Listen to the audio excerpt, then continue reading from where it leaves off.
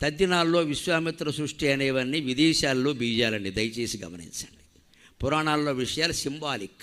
విశ్వామిత్రుడికి బంగాళాదుంపలు వంకాయలు సృష్టించాల్సిన కర్మ, ఆయన రంభను సృష్టిస్తాడు. ఈ గోలంతా ఎందుకు? రంభను సృష్టించిన వాడికి అదా టొమాటో సృష్టించాలని అనిపించదు. విశ్వామిత్ర సృష్టి అని ఎందుకు మన వాళ్ళు పెద్దవాళ్ళు పెట్టారంటే అవి విదేశీ కూరగాయలు, అందుకే వాటికి తెలుగు పేర్లు ఉండవు. మీరు గమనించండి. సంస్కృతంలో పేర్లు. వంకాయకి వార్తాకమని మన వాళ్ళు పుట్టించారు కానీ సంస్కృత గ్రంథాల్లో లేదు. రామాయణ భారతాల్లో వంకాయ ప్రస్తావన లేదు. అందుకే వంకాయ తద్దినాల్లో ఉండరు. పనస ఎప్పటి నుంచో ఉంది, పనసపొట్టు బ్రహ్మాండం. పనసపొట్టు పెట్టకపోతే తద్దినమే కాదు. మనకి తెలుగులో సామెత ఉంది, ఎవరన్నా ఓ సభ కోసం వస్తే మాకు ఇంకో సభ చేయండి అంటే పనసగా దొరికిందని తద్దినం పెట్టకంట.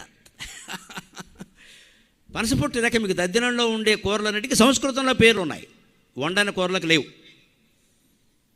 అంచేది విదేశీ బీజాలు, అవి మనకు అరగవు.